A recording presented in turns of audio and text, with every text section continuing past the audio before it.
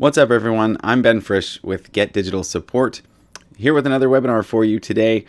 We're talking about video and photography tips on a budget, of course, specifically the application of video and photography for your marketing, so your social media, your website, whatever need you have, as there are lots of needs for visual content, and we're going to help you to make the most of the equipment that you already have, keeping it real budget friendly. We're going to suggest a couple of accessories and things that you might want to invest in, but again, keeping it real budget friendly for all of those budget conscious entrepreneurs, which is, as far as I know, all of us. So just before we get into that, Get Digital Support is a Collingwood based digital marketing agency. We are the Collingwood Digital Service Squad, of course. So that means that any local businesses here can reach out for a consultation and get that service for free. So if you're in the local Collingwood, Wasaga Beach, all the way over to Meaford area, you can reach out for free consultation services from your Digital Service Squad. Get Digital Support was launched in 2022. And really, I mean, we've been the Digital Service Squad since 2019. We only launched Get Digital Support to kind of answer the question of what happens if the Digital Service Squad contract ever goes away. It's kind of a place to house all of our resources, our webinars, and all the content that we've created over the years, and in order to kind of keep the spirit of that Digital Service Squad program alive. But again, as I mentioned, it is still alive and well. You can book a consultation if you're in the area. But if you're not in our immediate area, again, you can access all these different resources and our webinars at getdigitalsupport.ca. And as I mentioned, I mean, we existed before 2022 as BeFresh Media. So BeFresh Media started in 2015, and we've expanded into several brands under the BeFresh Marketing Group kind of banner, because we do a lot of different things. So Get Digital Support, of course, being our consulting brand. BeFresh Media is our video production, photography, and design brand. So that's why we have a lot of expertise on this particular topic today. But also 20 Sharp is our latest brand that we've launched to offer more broad digital marketing services like like web design, SEO services, and ad account management, which we do a lot of. So if you have the need for any of these kinds of services, feel free to reach out. You can reach out through our Get Digital Support contact. You'll get the same people. It's just the different brands, a way to keep the messaging consistent, and not get too watered down with doing all the things. But let's get into our agenda for today. So we are talking about video and photography tips on a budget. So the first thing I want to cover off is, because it's often the first question that people ask, is what camera should I use? And we got a good answer for you there, and you'll probably like it, keeping it budget friendly. Shooting tips, we're going to talk about kind of the basics when it comes to composition and layout and exposure, focus, all these kinds of things to just really get the most out of your camera. We're going to talk a little bit about editing, mostly from a video perspective, and just cover off some different tools that you might consider to enhance your videos for creating better reels and social media videos, that kind of thing. And then finally, accessories. As I mentioned, we will talk about some budget-friendly accessories that you might be interested in to sort of enhance the level of your production quality even that much more. Just a couple of suggestions there that will really or can enhance your production quality and and some stuff that I would really recommend. So stick around for that. But the first thing we want to answer is this question here of, do I need a fancy camera, a big fancy new camera, a mirrorless camera, a DSLR, a cinema camera? I mean, that's kind of overkill for most people. I own one, but the answer is probably not. In most cases, it's a straight up no. You do not need a fancy camera because you already have one. That's the thing.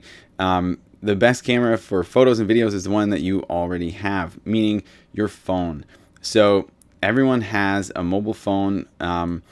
They take, for the most part, great pictures and videos, especially, if you're getting a more recent camera or phone in the last like 2-3 years even, the quality is more than you need.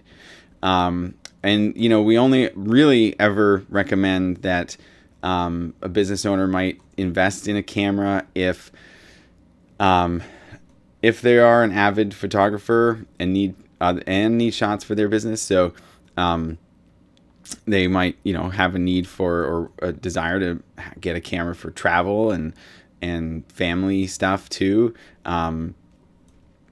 Otherwise, your phone is the perfect piece of equipment for this job.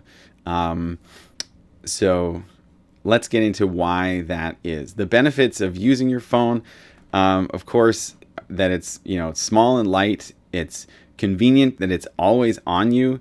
I follow a lot of professional photographers on YouTube and stuff, and watching reviews and things. And one of the funny comments that I often hear from these professionals is that, like, even though they have thousands of dollars worth of photography equipment and like the best gear possible, when it comes to just like capturing the moment for social media, their reflex is to just pull out their phone because it's so convenient. It's and of course also because of point 3, it allows you to share your photos and videos instantly. So even professional photographers don't want to have to download those photos, edit them, or videos even, and play around in Premiere or something, editing those.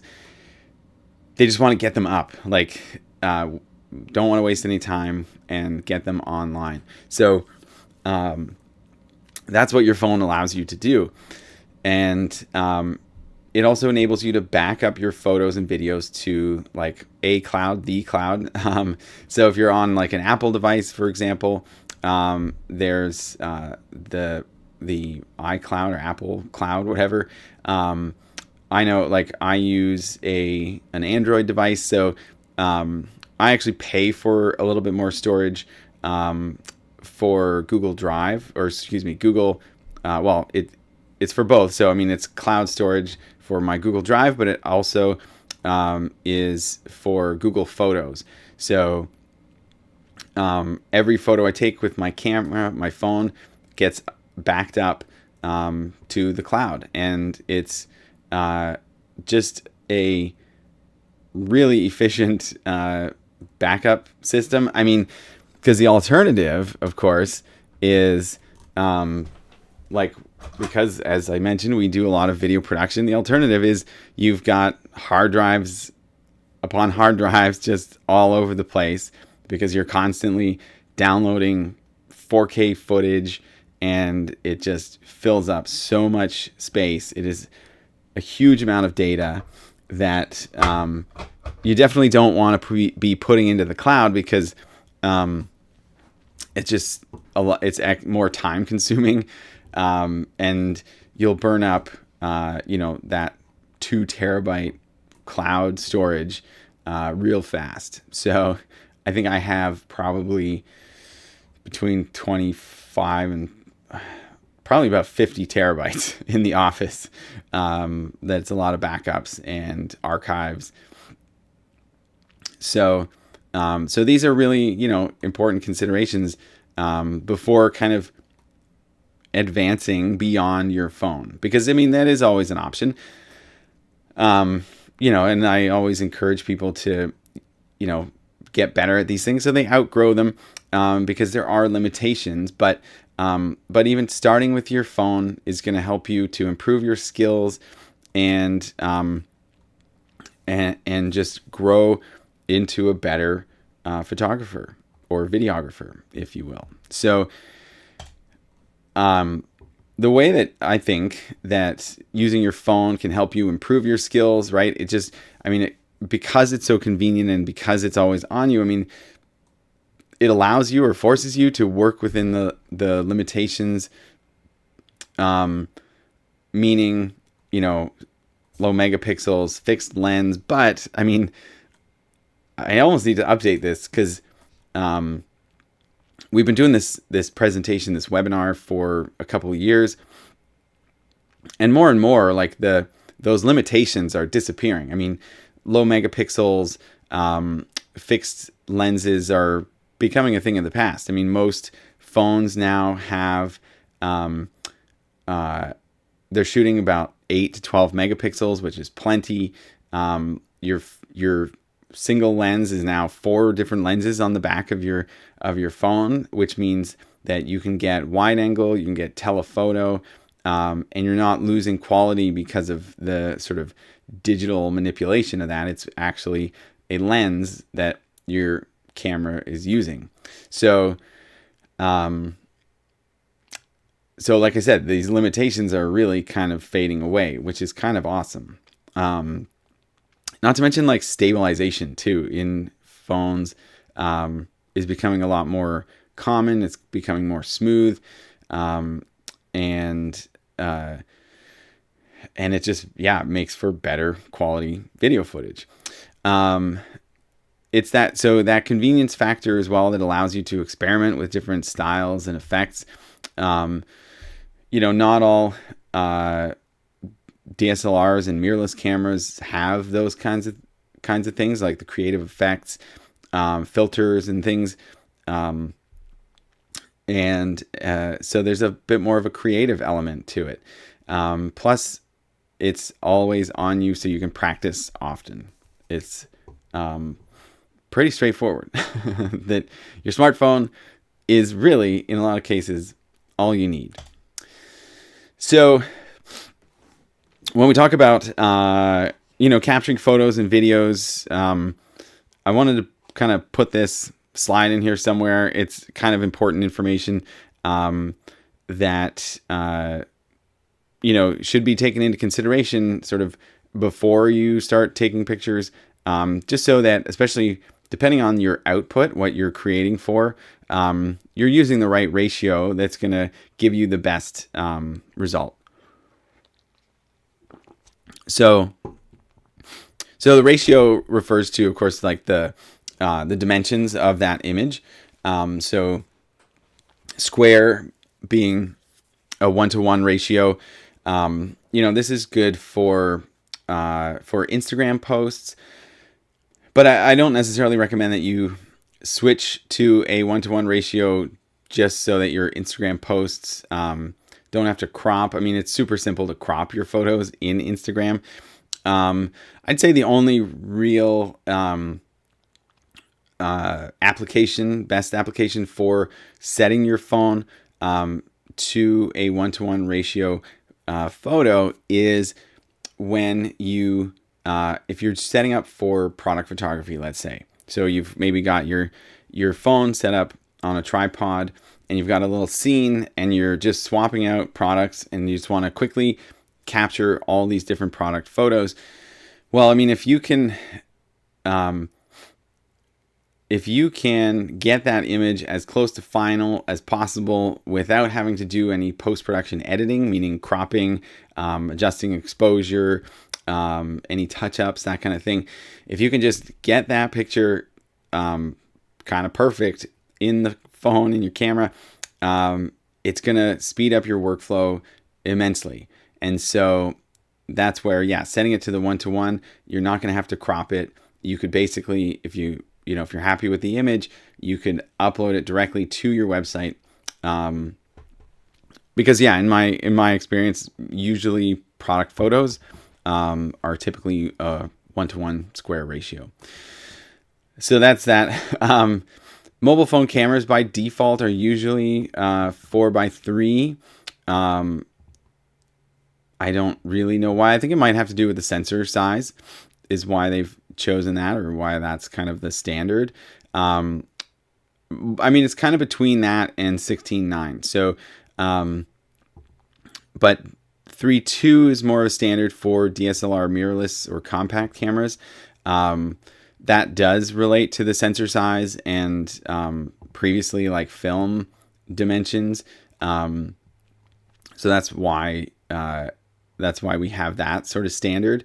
But then 16:9 is your widescreen YouTube, cinema, TV, your 1080. If you're familiar with like the pixel dimensions, 1920 by 1080 is your widescreen ratio. And yeah, really, like so that's when you're flipping it horizontally. Really, if you're posting to maybe YouTube or even maybe Facebook, and you want that horizontal video. But for most of us, we're gonna be capturing in 9:16. That's vertical video, or like holding your phone vertically. This, of course, is perfect for Reels, TikTok videos, stories, all those things. We're seeing, that become more and more the norm. And again, like, so in your phone's camera setting, you can set the ratio, and usually when you're on video mode, it will be by default 16:9, or holding it vertically 9:16. So not something you have to like really worry about or change manually. But if you want to capture photos in that 16:9, usually you do need to select that ratio. So just a kind of important consideration before we actually start shooting and capturing things. So next I want to take you through just some basic techniques, strategies that apply both to photography and also video. So like, when you hear people talk about like beautiful cinematography, it's often because it's following like these kind of basic photography or compositional principles. And so it's a great place to start when we're talking about like just creating better images. And here's how we can do that. So the first one is rule of thirds. So rule of thirds is basically, applying a grid line to your screen. So you can apply a grid line. Usually in your settings, you can turn it on or off. And what this can help you do is, so you'll notice like in this image here, it's kind of fine, but and that's the point. Like you don't want it to be too in your face. You still want to be able to focus or be able to see your subject when you're taking the picture. And of course, this doesn't show up on the final result. It's just for your kind of guidance as you're taking pictures or videos. So this grid line consists of 2 vertical lines and 2 horizontal lines, creating sort of 3 rows or 3 columns across the frame of the image here. And so the basic rule is to put your subject on one of those intersecting points. So not necessarily directly in the middle, as a lot of us are maybe feel inclined to do, or think is right, but instead like just off to the side, up to the in the top corner there, or the lower third, or any one of those 4 intersecting points. This is just a very old school but reliable compositional tip. Again, for your photos or videos. Additionally, we've got leading lines. So leading lines are the use of natural lines or shapes like a river, a road, or in this case, like we've got stairs angled up, or columns that are kind of creating a bit of a visual line that are pointing towards the main subject and making the image that much more interesting. So, I mean, this image as well is like to create those leading lines is using perspective as well, because we're seeing those columns that are closer up get smaller as they get further away. So really great use of perspective to sort of get those leading lines to point us to our subject. And again, this would be a really great composition for a video shot as well. You know, if the person's walking towards us, it really creates a lot of movement there in terms of like, or just like really nice composition. You want your eye to be moving around and always finding something interesting within the frame. And I will point out too that if you were to probably put a grid line on there, the rule of thirds, if you were to apply that to this image as well, I bet that that subject would be right on that left grid line.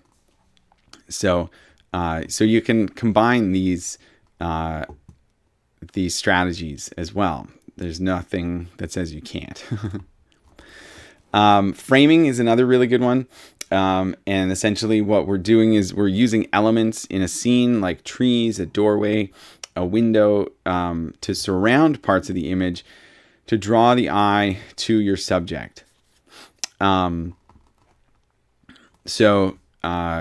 I mean, you can use anything around you, or I've even seen some too when I was looking for some images, example images, and there were some cool ones too where people would just hold up a frame. They're not necessarily using natural elements. They're using an introduced element, an unnatural element, which is just holding up an empty frame, and then you put a real focus on whatever's behind that. So it's just a kind of creative way to draw attention to your subject. We also want to convey depth. I'm going to hide myself for a sec here, just so you can see, the depth in this image. So meaning objects in the foreground, middle ground, background, all at the same time. So one way that we can achieve this is by using the telephoto lens on your camera, or like getting up close. If our subject is that teapot there, we can create some depth by getting closer to it so that we see more objects in the foreground that are potentially a little bit blurred out, depending on your sort of camera settings there a little bit. But yeah, like I was saying, one of the easiest ways to achieve that is with a telephoto lens, and that's going to help to give you some depth there. Where am I here? There we go. So, viewpoint is another one, and really the idea here is like just challenge yourself to change your visual viewpoint by shooting, up, down, through objects. This one is a little bit of framing in a sense, but we've also got some perspective here that are creating leading lines, and also probably rule of thirds. So we're again layering up these techniques and creating a really interesting composition, a really interesting image. I wouldn't necessarily recommend this one for video. It's pretty sort of tightly framed around that person. So if they were talking, it might be weird or distracting the foreground element. But certainly as a photo, it's pretty amazing. When it comes to focusing, we want to make sure your subject is in focus, of course. And the way we can do this on our phones, I don't know if a lot of people know this, but if you just tap on the subject when you're taking a picture, your camera will not only focus, but it will adjust the exposure for that subject. So in this particular case, in this example here, we've got some foreground elements that are in focus and a background element that is blurred out. Now, you've probably been in the situation where you might have been trying to create an image like that. And actually, even thinking about, the technique of creating depth in your image. So let's say you're trying to create some depth in your image by having like a foreground element, but your camera wants to focus on that foreground element instead of your background element. Well, the really easy thing to do is just touch on the people in this case that you want to focus on, and that way the phone will your phone's camera will change focus from that foreground to the background wherever you're touching, and then it will blur the grass in this case as opposed to the people. So that's a really important thing to know about your phone's camera, because again, I don't know that a lot of people realize that. Additionally, like I said, when you touch on that subject, it will automatically also adjust for exposure of that subject. So typically, if the lighting conditions are different, you will see much more different, drastic kind of adjustment when you touch those two different subjects or focus points. But what's really great too is that when you do touch on your subject, typically what happens is that a little bar pops up too. And again, I don't know that a lot of people realize this, but whenever you touch a subject and that bar pops up, there's a little slider on it. And so if you adjust that slider, you're going to see the exposure go brighter or darker. And so it just really gives you a bit more control over making sure that your images are properly exposed. Another really great kind of application for that, using that slider, because typically when you just tap on your subject, it will expose the image really well, and it won't be overexposed like this example.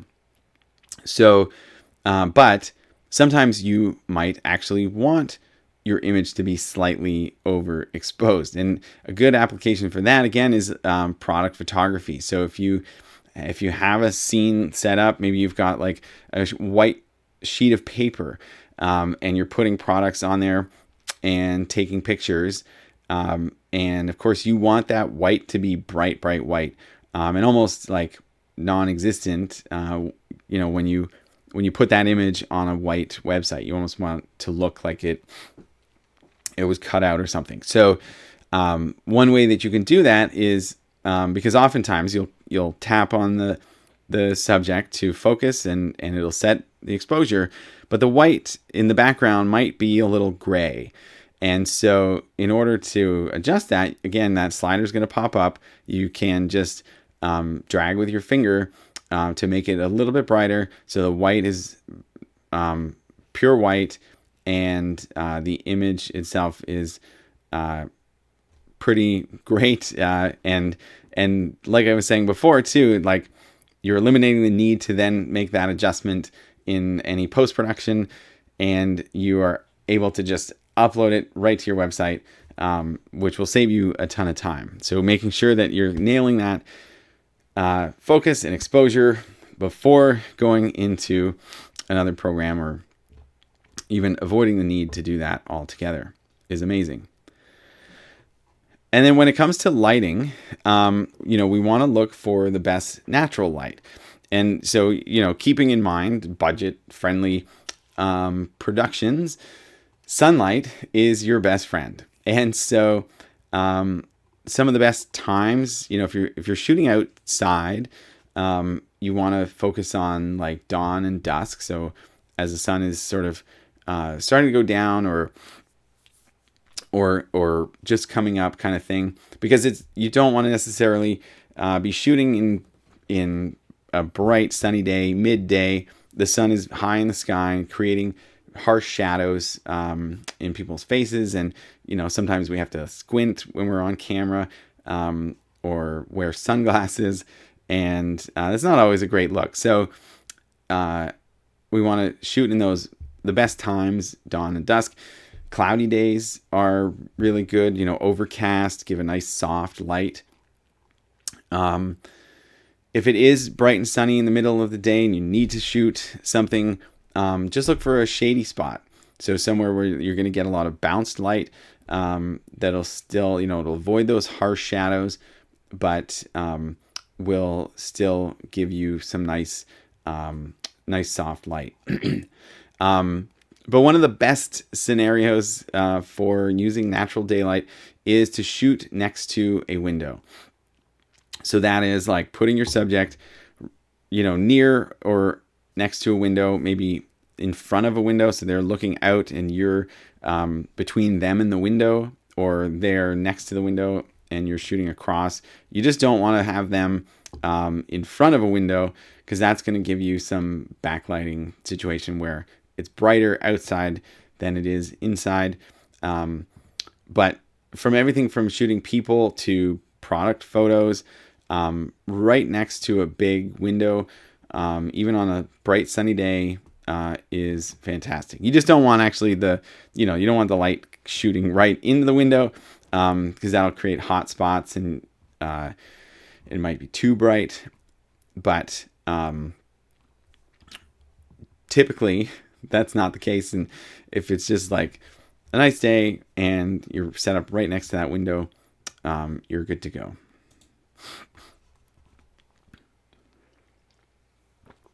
So let's talk about smartphone modes as well, because as I mentioned, there's a lot of different settings and things that we can play with that I don't think a lot of people explore a lot of times, but they can really help enhance your photos and your videos and your content overall. So the first one usually is like night mode. So for shooting at nighttime. And I'll talk about why that, what it does in a sec when we get more down to the pro setting. But live focus is an interesting one. I think mostly for iPhones that do that, where it just takes a series of photos and you can kind of pick the best one, usually great for moving subjects, where you want to make sure you capture the right moment, and you get to pick like which one is the best. Portrait, of course, for shooting portraits and people. Macro is for close-ups and small objects. It's when you want to get like really in close to your subject. Time lapse, of course, great idea for creating content. If you are, let's say, right now the holidays are coming up. If you were to switch over your brick and mortar shop, setting up your holiday decorations, that kind of thing, shoot a time lapse of it. And, that can make for some just pretty simple, easy content, but kind of fun to watch, and can be really interesting. Same with slow-mo. So if you're doing something fun and exciting, you want to just capture it on video, why not shoot it in slow motion? If it's like an action shot or something, that can always be fun.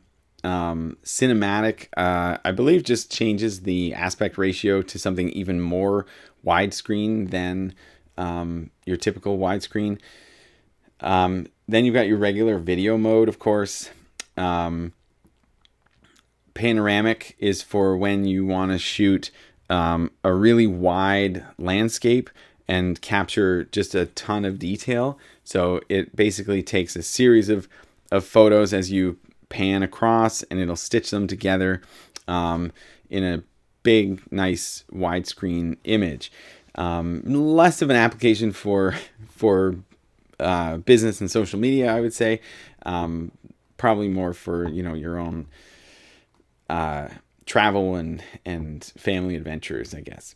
But Pro is an interesting one too. So professional mode allows you to have control over those sort of pro photo features, meaning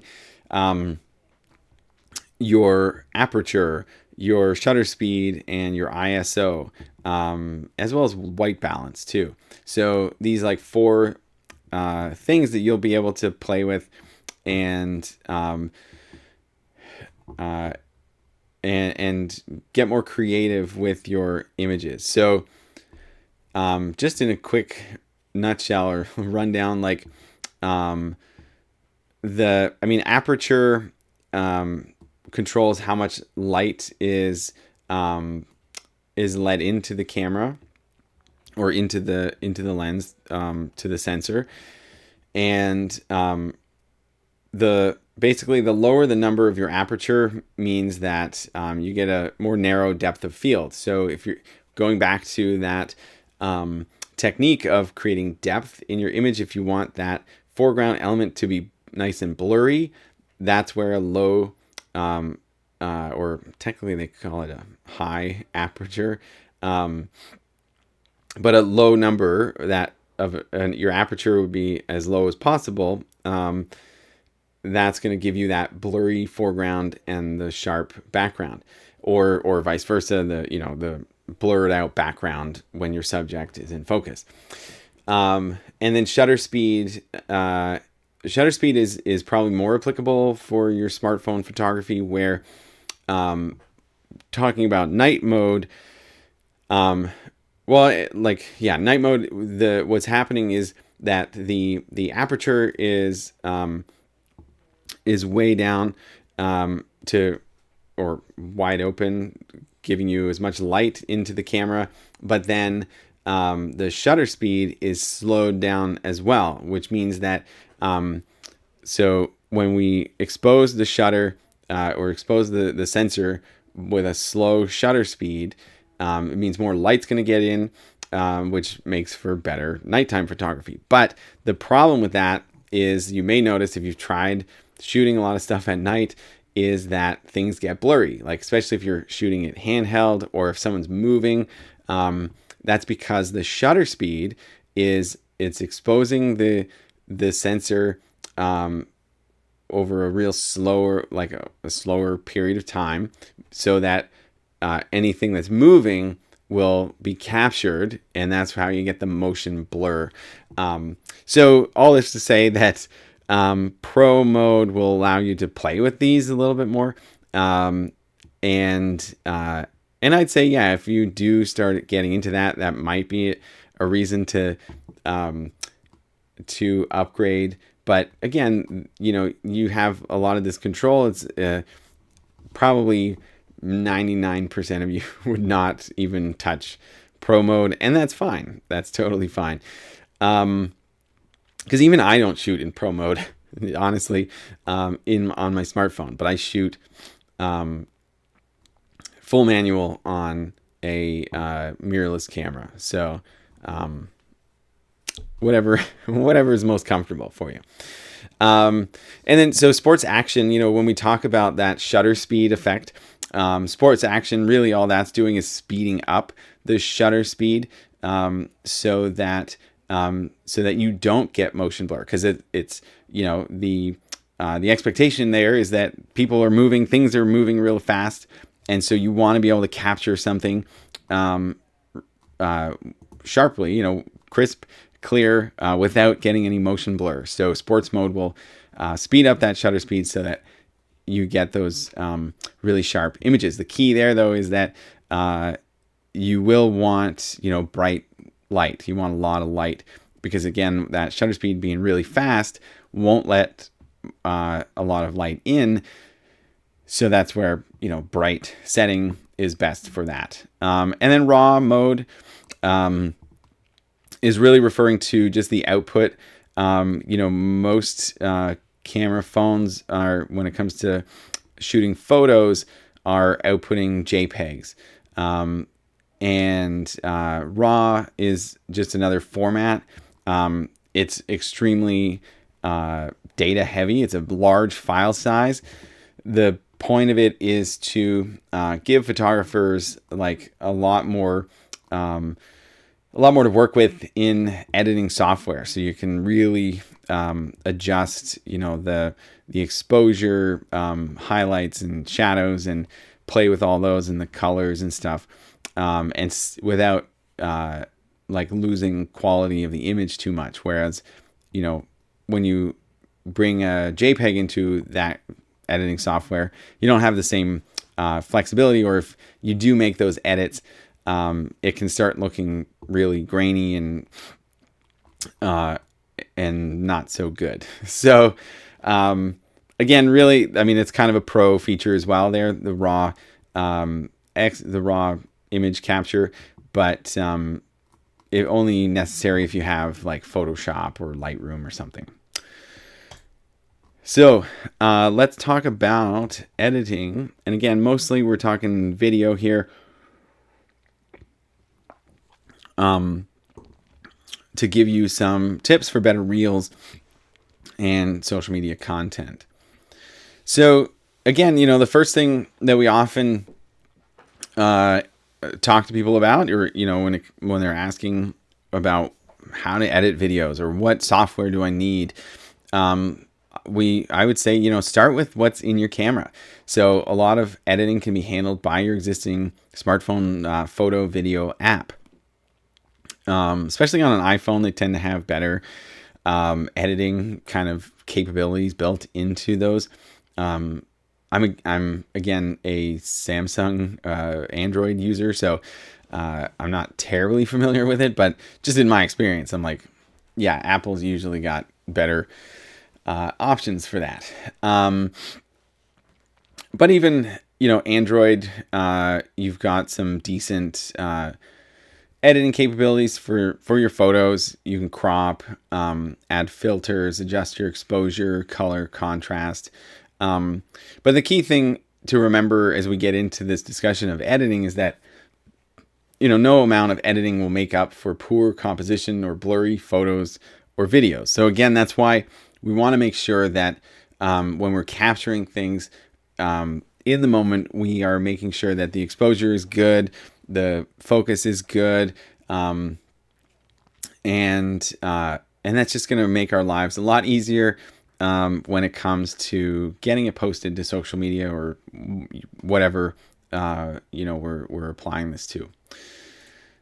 But the other thing we often talk to people about or teach them about is the editing capabilities within Instagram. So specifically, we are talking about video and reels for this. So you can edit videos and photos directly in Instagram. So when you're creating a reel, it will allow you to cut clips together using photos and videos. You can even add audio, so like music. What's cool about that too is like they'll let you pick trending music, which is unique because when you think about adding videos to YouTube, for example, if you put a popular song on your YouTube video, you will get flagged for copyright. So I don't know. They've worked out obviously some kind of agreement with artists in this case, but so this is just a benefit to enhance the quality of your videos by adding popular music, trending music, even sounds. So voiceover or audio clips from TV shows and things. That's kind of a popular trend as well. But again, you can do this all in the Instagram app itself, making it, pretty easy to set up, get your reels out, just right from your phone, without having to download stuff and upload it somewhere else. You want to keep it really simple. And one of the other cool things too, that a lot of people miss is templates. So within Instagram Reels, when you go to create a reel, you can actually select a template, which just actually gives you like all the image timings, the music clip, the text, like for this template. And then all you have to do is drop in your own photos and videos, and it's basically good to go. So this can just, again, speed up your time, your processing, your back-end workflow immensely. And you can even save those templates. You can create your own templates. It's pretty incredible, and just such an underutilized sort of tool within Instagram that I highly recommend checking out. Additionally, there are some apps that you can check out. So these are third-party tools that will help you to sort of take that editing to the next level. CapCut is one of those, where you can, just do a lot more within the app, creating videos for your social media channels. Canva and Adobe Express are two options. They're very similar. That's why I put the /Canva/ Adobe Express, because Canva is primarily known for a graphic design, and so they've, over the last couple of years, gotten more and more into video and giving you the ability to not only create video using stock images or stock videos, but you can also, cut those clips and add music to your video. You can make transitions between them. There's a lot of really cool, simple editing tools there available to create videos and reels right in Canva or Adobe Express. I put Adobe Express because it's identical, and also because I don't know if you might also all be a Canva user, but they sent out an email a couple months ago.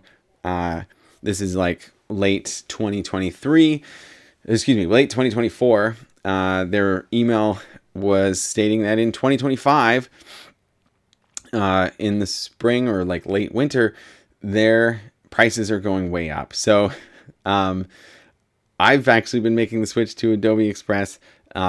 So if you are like us, kind of really not happy about that, what I thought was a large budget increase or cost increase to that plan, check out Adobe Express, because for us, we were already paying for Adobe Creative Cloud, which came with Adobe Express, so it was kind of a no-brainer to make that jump. And then on the Adobe train here, we'll talk about Adobe Premiere Rush, which is it's an app that is their kind of pared down version of Adobe Premiere, which is their like sort of large scale video production software. And much like CapCut, it can let you do or allow you to do a lot of things that, Instagram app it can't handle. So things like multiple layers of video and text, and multiple layers of audio. So that's like music and voiceover and sound effects, maybe text effects, all kinds of stuff. So if you're finding that Instagram app is not really giving you what you need for editing, maybe check out either CapCut or Adobe Premiere Rush or Canva Adobe Express.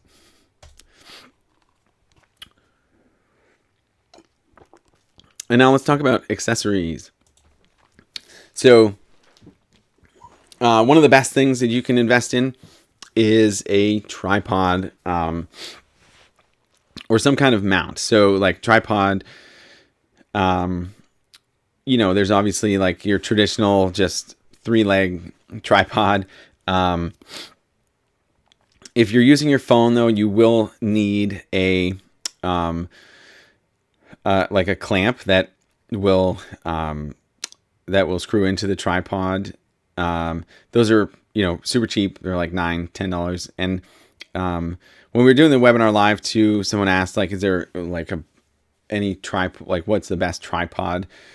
And really it depends on what you need. And like, I don't even think you need anything super expensive. You can get like the cheapest tripod. It's really just about,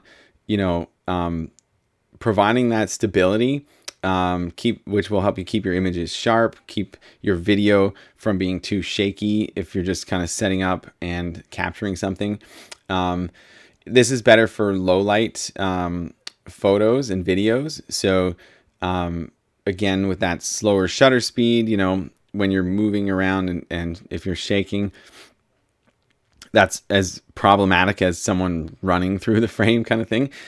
So having that stability is going to help your low light photography and videos. It's going to help you better to like plan out shots, just setting up and having your camera in one place. It'll allow you to capture yourself too. So instead of always just doing the selfie mode with your arm, a tripod can do a much better job of that, and kind of enhance the quality of your production too, right? Make it look less of a DIY kind of production, even though it is. It's perfect for product photography, of course. Like I said, if you're setting up for a scene, you just want to swap out products.